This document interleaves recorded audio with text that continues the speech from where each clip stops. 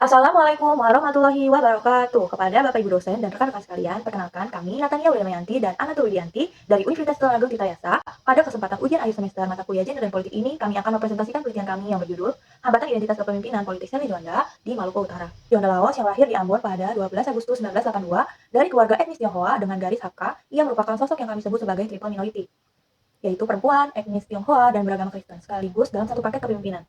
Yang membuat kasusnya begitu unik adalah tiga predikat pertama yang ia sandang, yaitu gubernur perempuan pertama Maluku Utara, gubernur Tionghoa pertama yang terpilih melalui pilkada langsung, sekaligus orang Kristen yang memimpin wilayah dengan 74,5% penduduk muslim. Secara latar belakang, ia bukan politisi tulen. Sebelum 2024, ia adalah pengusaha aktif di bidang perhotelan, tambang, logistik, dan perikanan, serta menjabat sebagai titik balik hidupnya terjadi pada 12 Oktober 2024 ketika suaminya sendiri yaitu Benny Laos yang saat itu adalah calon gubernur meninggal dunia dalam ledakan kapal. Sally sendiri turut menjadi korban dalam hal tersebut.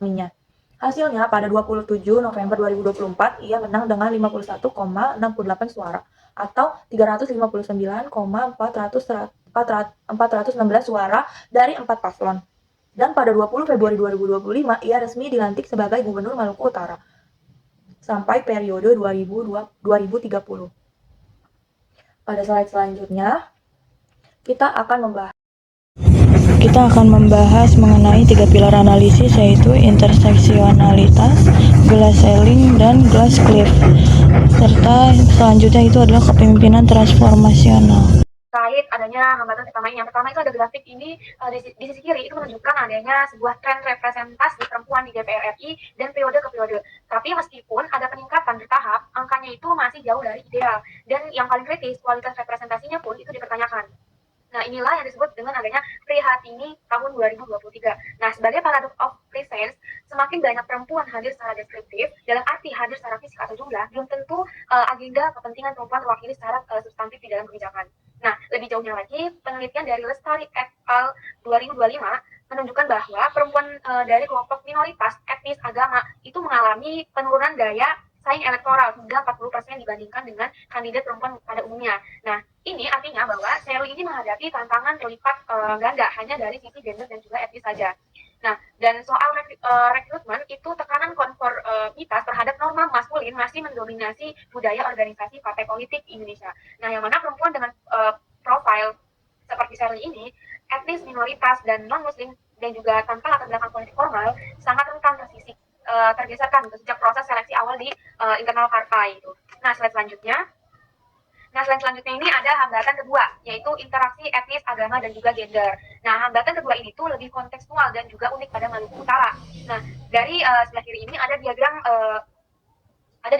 lingkaran di sebelah kiri ini, itu memperlihatkan bahwa komposisi agama di Maluku Utara itu Islam itu 74,5%, Kristen itu 24%, dan lainnya itu 1,5%. Nah, dari konteks ini, boleh selanjutnya. Nah, di sini ada hambatan tiga, yang mana legitimasi dan agensi politik. Nah, hambatan ketiga ini bisa dibilang paling dramatis secara kronologis ya. Semuanya itu bermula pada 12 Oktober 2024, ketika Benny Laos, suami Sari sekaligus calon gubernur yang telah membangun koalisi selama berbulan-bulan, itu meninggal dunia dalam ledakan kapal. Nah, Sari ini Sally sendiri ini tuh turut menjadi korban luka bakar dalam kejadian itu. Nah, hanya 2 hari kemudian dalam 14 Oktober 2024, Sally ini mengambil keputusan yang mengejutkan banyak pihak gitu. Ia memutuskan untuk maju menggantikan suaminya, yang kemudian 15 Oktober 8 partai koalisi ex-Benny Laos secara resmi menominalisasikan Sally itu sebagai calon gubernur. Nah, dan juga dalam tahap 47 hari kemudian pada tanggal 27 November 2024 kemudian diumumkan bahwa Sally ini menang, yang mana ini adalah tipikal sempurna dari fenomena glass cliff. Ia diangkat ke posisi kepemimpinan justru pada saat krisis paling maksimal. Banyak mempertanyakan apakah ia hanya boneka koalisi, apakah kemenangan ini hanya atas dasar simpati, apakah ini benar-benar agensinya politik sendiri. Jawabannya ada pada kutipan Sally dari podcast Dahlan Inal yang ia terapkan secara konsisten melalui empati dimensi. Nah, yang dimensi pertama ini adalah idealis influence atau keteladanan, yang mana Sally ini maju ke arena politik dalam kondisi berduka mendalam dan masih dalam pemulihan dari luka bakar. Nah, keputusan ini membangun apa yang kami sebut sebagai moral authority, yang mana otoritas yang tidak bisa dibeli oleh kekuasaan formal maupun masyarakat tidak bisa dibeli oleh kekuasaan formal gitu. Nah, masyarakat ini melihat bahwa sosok yang berkorban nyata bukan sekedar berkampanye saja gitu. Nah, dimensi yang kedua ini ada inspirational motivation, yang mana Sally ini berhasil membingkai kemenangannya bukan sebagai kemenangan pribadi atau kelompok saja, tetapi juga sebagai sebuah bukti gitu kedewasaan demokrasi Maluku Utara. Dengan Ferry ini di seluruh lapisan masyarakat merasa turut memulai memulai banyak memiliki kemenangan tersebut gitu, termasuk adanya mayoritas muslim yang memilihnya gitu. Nah, yang ketiga ini intellectual stimulation melalui program konkret. Nah, yaitu tidak berkampanye dengan janji-janji seperti koalisi lain gitu. Ia mengatakan isu pembenahan layanan kesehatan, narasi yang sangat spesifik, personal dan berakar langsung pada pengalaman hidupnya gitu. Ini bukan retorika saja gitu. Ini adalah janji yang lahir dari trauma nyata gitu. Nah, yang dimensi keempat ini ada individualist consideration, yang mana Sel ini membangun pendekatan kepemimpinan yang empatik dan kolaboratif yang memposisikan dirinya bukan sebagai penguasa, melainkan sebagai pribadi yang bertanggung jawab kepada masyarakatnya gitu. Hasilnya apa? Simpati berhasil dikonversi menjadi kepercayaan menjadi 51,68% suara, dan kemenangan ini menjadi penanda bahwa kedewasaan demokrasi lokal Maluku Utara sendiri gitu. Boleh slide selanjutnya? Nah, slide selanjutnya ini ada analisis interseksionalitas 3 level hambatan. Yang pertama itu di level mikro, yaitu level individu dan relasi personal. Nah, Sally ini menghadapi prasangka personal tentang kompetensi perempuan minoritas, stereotip etnis Tionghoa dalam konteks kekuasaan lokal, pertanyaan informal tentang legitimasi kombinannya, serta keraguan publik atas kemandiriannya agensi politiknya. Nah, di level meso, itu level institusi dan organisasi yang mana hambatannya ini menjadi lebih struktural. Ada ketidakpercayaan dari kalangan partai dan birokrasi lokal, sistem rekrutmen partai yang tidak ramah terhadap kandidat minoritas, gugatan ke Mahkamah Konstitusi oleh 3 paslon pesaing, serta jaringan kekuasaan berbasis kekerabatan yang bersifat eksklusif. Nah, dan yang terakhir pada level makro, yang mana level norma dan struktur sosial, ada pertanyaan dasar tentang siapa yang dianggap layak memimpin Maluku Utara. Ada juga resonansi simbolis Maluku Iraha yang sudah mengakar kuat.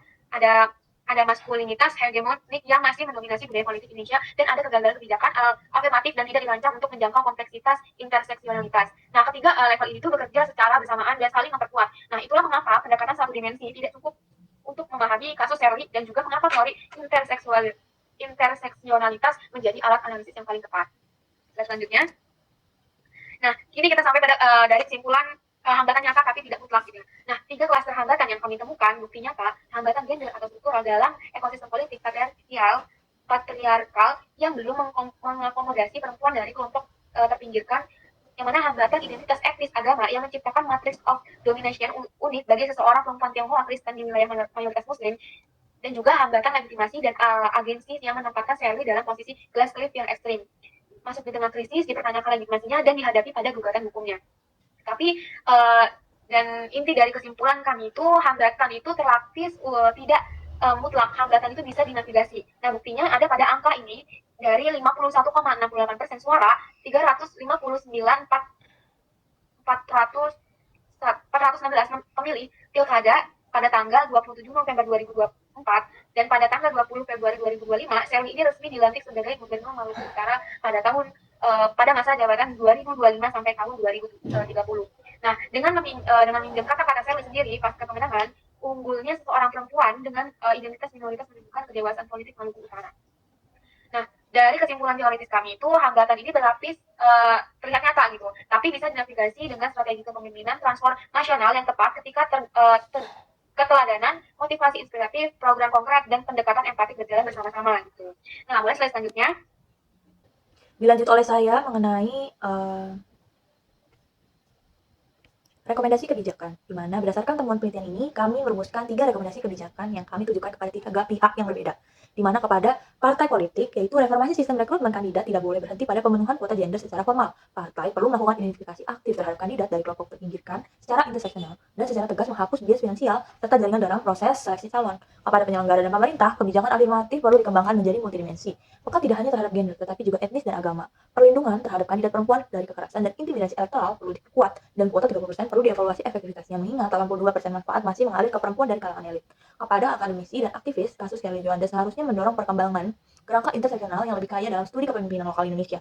Kasusnya layak dijadikan studi kasus dalam pelatihan kepemimpinan inklusif, dan dalam konteks global literatur Glasscliff perlu diperkuat dengan perspektif dan politik non-barat, karena dinamikanya di Indonesia seperti yang kita tahu dan seperti yang kita lihat memiliki karakter yang sangat unik.